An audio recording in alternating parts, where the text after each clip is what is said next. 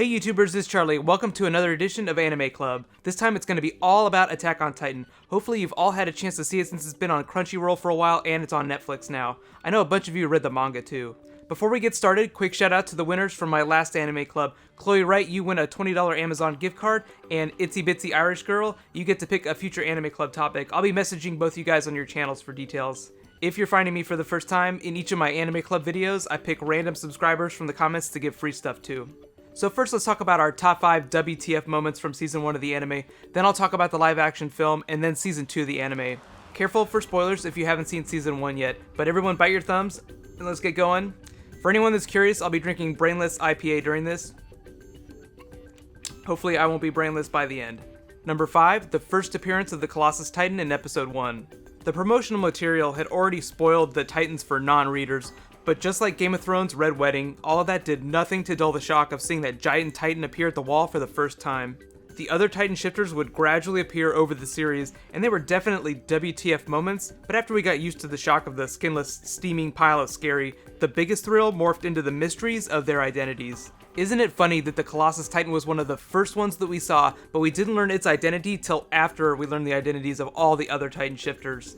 Number 4, the female Titan reveal. I didn't read the manga before seeing her for the first time in episode 17. There were so many red flags about that Titan, mostly the fact that she looked like she was designed to fight in close combat. Giant WTF. I really love the flashbacks we got of Annie being trained by her father in episode 23. So much of the series is this really dark psychological drama, but unless you've read ahead in the manga, she's still stuck in that crystal cocoon. The biggest question I had after learning the identities of the human Titans, at least the sinister ones, was a giant why. Why are you doing this? I guess you could call that a rage why. Number 3, Eren gets nommed by a Titan. Worst cliffhanger in the history of cliffhangers.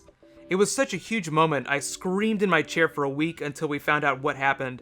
This actually brings up a minor complaint of the series, in that the intros and the outros make it feel like each episode has very little new content, like almost half the episode is spent talking about previous episodes and the next one. So this really became a meta WTF moment, because of what happened to Eren, and then later because of that giant middle finger they gave us with the cliffhanger. Number 2, Eren is revealed as a Titan shifter. He was the protagonist of the series, so he had to come back somehow. Before that epic shifter reveal, I actually thought that he would cut his way out from the inside.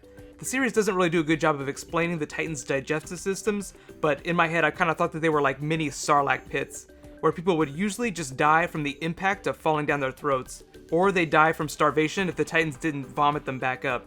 Quick side note, someone should totally try and start an extra credit course at school for Titan biology. I could do an entire video for Eren, but he's not my favorite character, mostly just because he seems so reluctant to embrace his new abilities. He spends the rest of the season up to his fight with the female Titan, just trying to decide how he feels about being a Titan, which is why he's such a terrible fighter whenever it comes time to lay the smackdown on Annie. Something every anime, science fiction, and fantasy series needs is a montage where the hero tests their abilities and learns how to control them. I feel like Eren waited a little too long to do that. It's like his montage happened while he was getting his ass kicked by Annie. I was actually surprised that he was able to defeat her, but he did have the help of the Survey Corps and Mikasa. And my number 1 WTF moment, no surprise here, Titan in the wall. This raised so many questions, like, are all the walls made of Titans? Is the city just wall-to-wall Titans? Who put them there? And most importantly, why are they there? It seems like someone has a grand plan for all these people. They're not the only city in existence, so we still need to learn if all these shifters came from another group trying to subjugate the city. So many questions for Season 2. So let me know, what was your biggest WTF moment from Season 1, and what is your biggest question that you want to see answered in Season 2? We should all probably pour one out for all of our fallen comrades too. Now here's a quick update on that live action film. Right now they're getting ready to start filming this summer with an expected release date of summer 2015.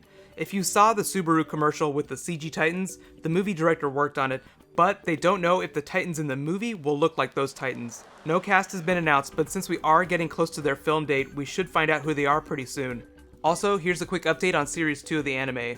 The studio that produced Series 1, Studio Wit, isn't going to start working on Season 2 till either late this year or next year, meaning that it's going to be a while before we see it.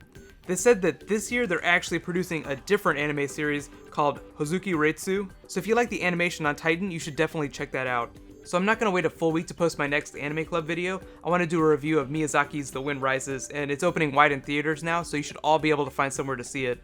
Remember, I'll be picking 2 subscribers from the comments as my next giveaway winners. I'll announce who that is in the review video. I'll try and post that tomorrow morning. Right now, click here for my top 5 evil anime characters, and click here for my top 5 Miyazaki films.